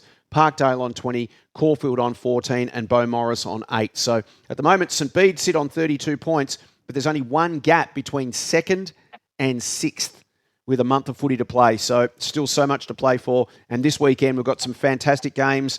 Let's get your tips. Looking at round 14, Lockie got 4 out of 5. Senshi only got 2. The comeback is on, Lockie. There's only 4. There's only 4 between you, 46 to 42. Things are starting to tighten up. But Senshi, of course, you're in front, so you still have the honour. Yep. Our Holmesglen under-19 Premier Match of the Day, as we've mentioned, it is going to be an absolute blockbuster. It's live and free on KTV from 11:35 this Saturday. It's at Waverley Oval as part of a double header because we'll also have the senior game, D-La versus Williamstown CYMS in Premier B Men's as part of the showcase round. That'll be on VAFA TV straight after. So a D-La double header for us this weekend, which is wonderful. But it's 5th versus 4th. A chance for De La Salle to jump a game ahead of Old Scotch potentially or vice versa. Whoever wins kicks a game clear. De-La and Old Scotch at Waverley Oval. Well, I'm interested to see where Lockie goes here, but I'll be going Scotch. Lockie? Yeah, can't jump off them. I'll go D-La. I think they're playing some good stuff. So hopefully get the win. And then another critical game. This is 8th versus 9th. Caulfield hosting Parkdale, 2 p.m. at East Caulfield Reserve. I'll go Caulfield. Oh, this is a tough one. I might go Parkdale away from home. Good win. Yeah, really good win. Great form from them. But Caulfield almost seem like they're on the rise as well. So we've had 5th versus 4th. We've had 9th versus 8th. Now we're going to have 6th versus 7th. St Bede's Mentone Tigers against Uni Blues, 2 p.m. Mentone Reserve. St Bede's for me. I'll take Uni Blues away. I think they can get it done. This is going to be a pivotal round in the tipping competition. Matty's just sitting back here with a smile on his face going, thank God I don't have to tip under 19 Premier. Okay, so we had 5th versus 4th. We had 9th versus 8th. We had 6th versus 7th. Now we've got 2nd versus 3rd. This is unbelievable this weekend. Old Zabs taking on St Kevin's, 2 o'clock, Stradbroke. Give me the Zabs. Oh, I'm going to have to go against you again. Lockie could either be in front or done. So St Kevin's for Lockie. And the final game of the weekend, because all these other games in the middle of the ladder are all against each other, it's actually top versus bottom. It's Beaumaris versus Old Brighton, 2 o'clock at William Street Reserve. I will go Old Brighton, and I challenge Lockie to tip against me here. Go on, Lockie. Go on. You know you want to. Be brave. I'm not game enough. I'm not game enough there. I'll go Old Brighton. I think they'll win. He makes a business decision. So that is round 15. What a weekend it's going to be, and enjoy this one. De La Salle versus Old Scotch, 11:35, live and exclusive on KTV. Don't miss it. It's going to be an absolute beauty. Lockie, thanks so much for your time as always. Thanks, boys. See you soon. The VAFA Rising Star Award recognises the competition's most talented young players. Each week, the VAFA Rising Star Committee receives nominations for 1 male and 1 female player aged 20 years or under who played no more than 7 senior games before this season. Our overall season winners will be declared the VAFA Rising Stars for 2026. So if your club has a young gun making their mark, nominate them now at media@vafa.com.au. This is for the love of the game. It is time, that time of the week we've all been waiting for. How much time and effort has Senchi put into Sench Watch? What do you got for us, mate? We'll start with the undefeated teams. Yes, let's do that. So we lost one on the weekend. So where were we? We were 6, weren't we? Yeah, we're at 6 now. We're down to the final 5. Yeah, we're down to the final 5. So we lost Preston Bullants. And whereabouts did they rank on your listings? Because for me, they were winning games pretty well. I thought they would be one of the last to drop off. So I sort of just went through who played and who didn't on the weekend. It looked like they were missing about 8 of their best 22. So I figured there had to be a story behind it. Yeah. Because they got not only did they get beaten, they got beaten by 107 points. Yeah, remarkable. So we're down to Beaumaris, Prem B Women's, Collegian, Prem B Men's, Dealer, Prem B Men's Reserves, Wattle Park, Div 3, they won by 240 on the weekend. Yeah, kick the sweep. Remarkable. And Masala, thirds, Div 5, who have that draw, of course, so technically still count. Yep, still undefeated. Yeah. Yep. Moving on, over to Pegs. Blake Roach on the weekend had 48 disposals, 25 contested, 13 inside 50s, 10 clearances, 2 goals, 200 ranking points. Just thought that was worthy of a shout. 48 and 2. Yeah, remarkable. Is that in the ones? Was he playing in the ones at Peg? Yeah, because they had a great win. They won by a 40 odd. So big win there. Over to continuing on in Premier C. Fletcher Ford has had 48 clearances in the last 2 weeks. 48 clearances. He's gone 27 last week, 21 this week. Do we know if he's a ruck or a midfielder? He is a ruck. He's a ruck, so he's taken it out of the ruck. He had a down week this week. But he's done this against Hampton, and I think it was 3rd against 4th or 4th against 5th. So wow. Yeah, in some serious form. That's incredible. Over to Will Cooper in Premier Men's. Made his senior debut on the weekend. He's played. That was his 71st game for the club. First senior game, so he's since 2019 he's worked his way through the 19s, reserves, thirds. So yeah, thought that was worthy of a shout out. Definitely, he was they're on a multiple goal scorer as well. Yep, kicked 2 goals. Yeah, South Melbourne in thirds, Div 6, one after the siren. It was a private player who kicked the winning goal, so I don't know. I don't know who it is yet. Not sure who it is, but he kicked 3 goals. It was 48 to 45 or something, but yeah. After the siren winner for them. Great result for the club. Former UA president Ben McGuigan and ex-boundary umpire coach Matthew Goff umpired in AFL London Grand Finals over the weekend. Oh, good on him. Matthew Goff officiated in the 2024 William Buck Premier Men's Grand Finals. Right. So now he's moved over there for work and doing some umpiring across the other side of the world. And the last thing I've got for you, I believe Mitch Cleary will make his VAFA debut this weekend for Wattle Park. Yeah, on Sunday in the Div 12 Resis. Yeah, yeah, right. They ain't getting a game in the seniors. They just give 268 points. No one's walking into that team because he pinged a hammy, hadn't he, Mitch? Yeah. So it's been every week. It's been an update. So I believe he's in. So okay, yeah, okay. We'll keep a close eye on that. Well done, Senchi. Thank you. Let's talk big bags and time watch thanks to Sharon. And we had 3 double-figure hauls over the weekend. Starting with one of the best names in the VAFA. We had Jethro Gunn on earlier, that's on the podium. That is a good one. Jasper Conquest. Oh, that is a strong name. That is a beauty. In the Scob thirds, he kicked 12 on the weekend. Jasper Conquest, he's got 44 for the year. Well done to Jasper, kicked a dozen. Ned Cooper-Johnston from Fitzroy Resi's kicked 11 on the weekend. He's got 35 for the year. Aidan Birch from Therry Penola thirds kicked 10. He's got 32 for the year. And Nick James from Marcellin thirds kicked 8. He's got 26 for the season. 6 players kicked 7 on the weekend, and 15 players had a haul of 6 goals. Ton watch time, thanks to Sharon, and it is very, very tight at the top. We have got ourselves a fantastic goal-kicking race this year. There is 1 goal separating the top 3 players at the moment, and across the top 15, there's 15 goals between the top 15 players. So leading the comp at the moment after 4 goals on the weekend, he sits on 64. It is Luca DeLello from MHSOB, the youngster, on 64. He is 1 goal clear of Patrick Carricker, who kicked 3 on the weekend. He's on 63. And James Stewart, who kicked 6 on the weekend. He's on 63. So Luca DeLello, 64. Carricker, 63. Stewart, 63. 3 goals back to Rogan Kitts, who's got 4 goals. He's got 64 the weekend. So 64, 63, 63, and Rogan Kitts on 60. 2 goals back to Hayden Boyce, who kicked 3 on the weekend. He's on 58. Mitch Brown still, of course, out of the side at the moment, waiting to see when he comes back from his hamstring. He's on 57. This week, I reckon. It's this week? I reckon we can predict he'll be back this week. Talking to Owen Law the other week, he said they wanted to give him a bit more time because he played in the finals last year, played on one leg, and they've learnt from that, so they want him fit and firing. So don't be surprised if he takes the lead eventually once he does get back. Yeah, definitely. Well, I mean, he's still within striking distance, isn't he? He's only 7 goals off the lead. Well, they kicked 28 goals on the weekend. I'm not sure they need to rush him back. There's plenty to go around, isn't there? You're right. It's absolutely right. So Mitch Brown's on 57. Tommy Gorell kicked 3. He's on 56. Mahi Patel kicked 3. He's on 54. And then a couple of first-time appearances in Tunwatch this year. They've come from nowhere, obviously starting to kick some goals in a hurry. Joey Katsubis from Masala thirds. He's 21 years of age. It's his first season. He's kicked 20 goals in the last 5 weeks. He's coming with a bullet. He kicked 7 on the weekend. He has 53 for the season. Will Snooks kicked 6 to get himself back on the leaderboard. He's at 51.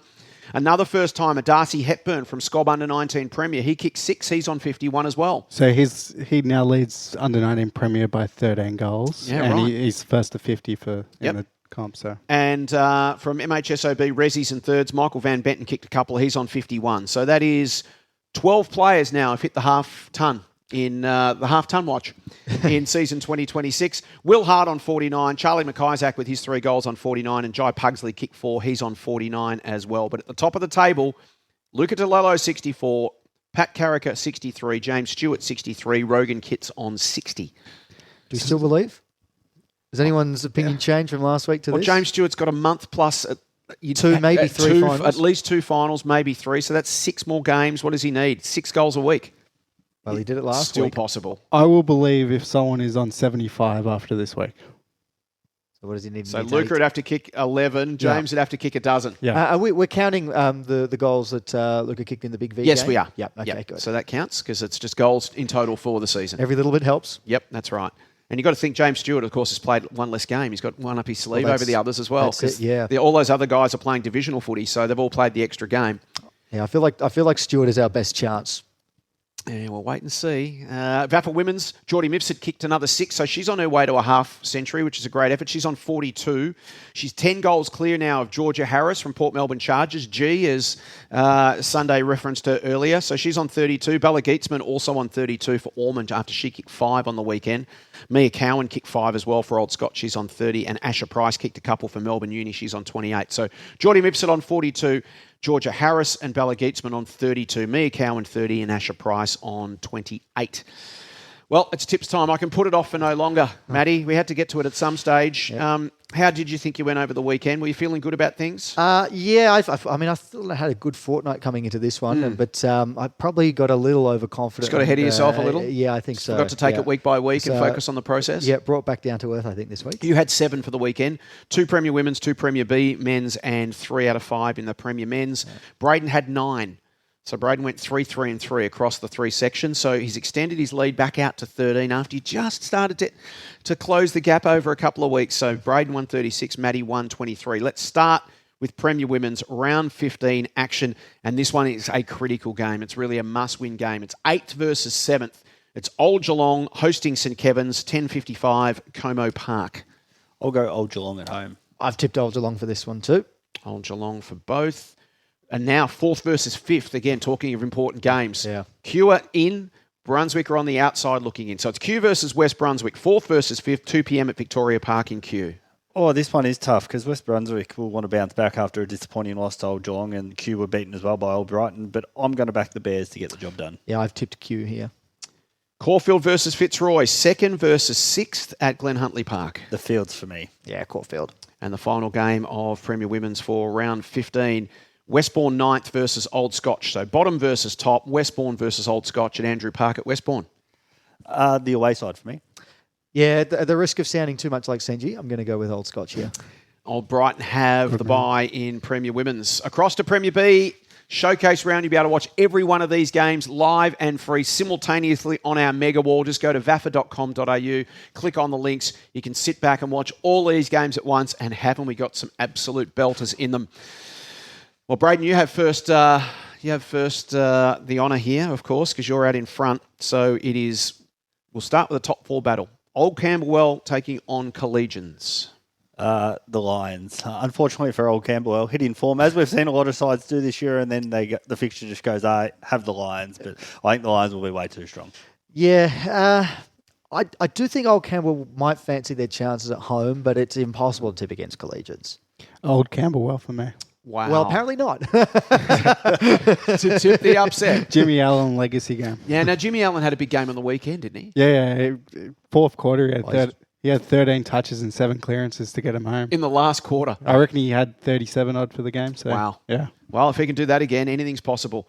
De La Salle 2nd, so 2nd versus 2nd bottom. De La Salle taking on Willie CYMS, but as we've discussed, you can almost forget the ladder positions on this one.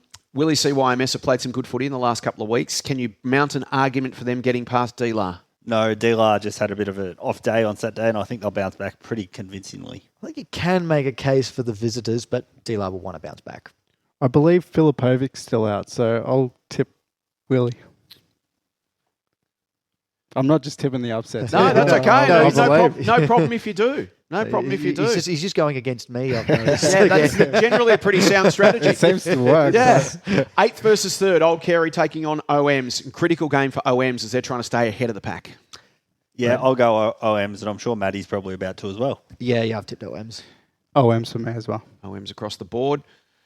Wow, this is one of our huge games across the weekend. This one, they'll all be available on vafa.com.au. It's 5th versus 6th. That game we talked about with Jethro, the young gun, AJAX and Beaumaris. Just because we've had Jethro, and I was super, super impressed with the young man. You would have thought he was a 30-year-old. We threw the cliches out.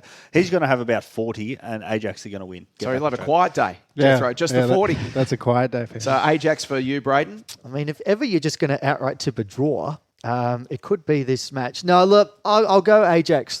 They lost last week, but they didn't play badly. I understand they'll get a few more blokes back. I'm going to tip AJAX. I reckon you wait for the next match to tip the draw. I'll go AJAX, yeah. AJAX across the board. And the final game of the weekend in Premier B Showcase round, 7th versus 9th. Again, we talk about important games. Old Geelong is still in the finals hunt, but they're also still in the relegation race as well. So it's Old Geelong in 7th against Old Ivanhoe in 9th, and you can almost throw the form guide out the window.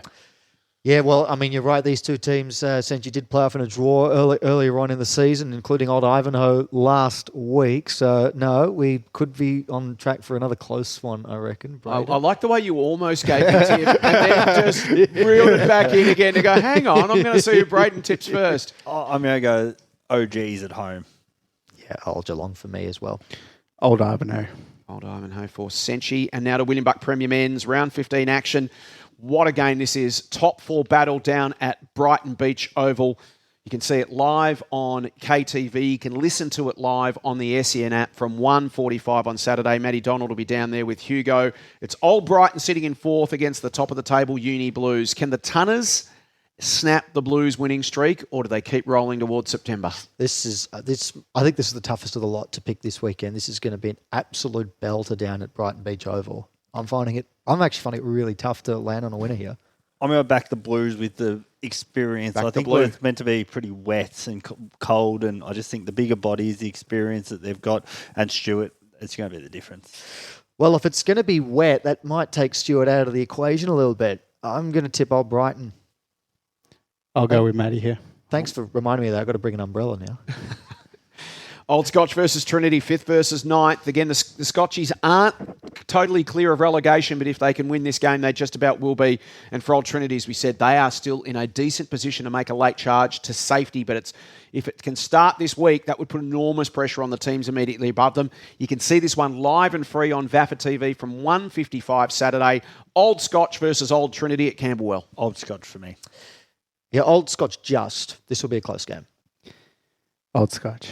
Old Scotch across the board. Another game you can see live and free, 1:55, VAFA TV on Saturday. Uni Blacks, the dangerous Uni Blacks, taking on Old Zabs. Old Zabs on the rebound. Blacks are still fighting for survival. It's at Melbourne Uni. And Zabs are going to get back on track. Zabs to bounce back, yeah. Yeah, Xavier. Zabs across the board. St Kevin's 3rd versus Old Haileybury 8th. We've spoken about Old Haileybury. They've got a very, very tough last month. It feels like they might need to jag at least one win, maybe two from somewhere. It's going to need to be an upset. Is it this week? St Kevin's and Old Haileybury at St Kevin's. St Kevin's will clean up their act, I think. They obviously had a bit of a fight with the 3-point win on the weekend. I reckon they'll get back to their best. Yeah, they got away with one last week, St Kevin's, but they'll set things right this week. They'll make sure of a win here. And both these teams getting players back week after week, which is important. So I think maybe give it another week and they're almost both at full strength. But they've both had huge numbers out and they've been getting half a dozen players back every week. Half a dozen on the weekend, probably another half a dozen this week. So St Kevin's and... St Kevin's. Right across the board. And the final game of the weekend, St Bernard's versus Caulfield. If the Snow Dogs are any chance at all of dragging themselves to safety late in the season, as they've done the last couple of years, they'll take on Caulfield, who can basically almost kick themselves to safety. Certainly they'll get away from the Snow Dogs, but still some work to do for the Fields to make sure they stay up in Premier Men's. Does it start this weekend? It's at the Snake Pit, which adds another dimension as well. St Bernard's and Caulfield. St Bernard's for me. I've tipped the Snow Dogs too. They're going to throw a curveball in this relegation race. Wow. St Bernard's. St Bernard's across the board to win at home. What a weekend it's going to be. It's our biggest broadcast weekend of the year. We've got 10 live games this weekend, and we're delighted that Brayden, you'll be commentating on one of them for us. We appreciate that. That is news to me. Our SEN and KTV game is Old Brighton versus Uni Blues. That's where you'll be, Matty. What a game that's going to be. I can't wait for it. We'll also have Old Scotch, Old Trinity on VAFA TV. We'll have Uni Blacks and Old Zabs on VAFA TV. Our Under-19 Premier game on KTV will be De La Salle versus Old Scotch. All 5 Premier Men's Showcase games from 1:55 on Saturday as well. And then the Premier Women's Clash between Port Melbourne Chargers and Beaumaris, also from 1:55, live and free on VAFA TV. So exciting with a month to go in the season. So much footy to watch, and we'll be able to enjoy it all live and free. No, this race to September is going to be a beauty. Both ends of the ladder, there's still so much to play out, and our tips hold true this weekend. Yeah, it'll change the game again. Who's your lock of the weekend, Senchi? You've always got one. Old Ivanhoe. Old Ivanhoe to knock off Old Geelong. Yeah. You heard it here first. We'll be back next week to wrap up what promises to be a phenomenal weekend and a pivotal weekend. Don't forget, you can see so much action this Saturday on VAFA TV, the SEN app, and Community TV. We'll be back next week for the love of the game.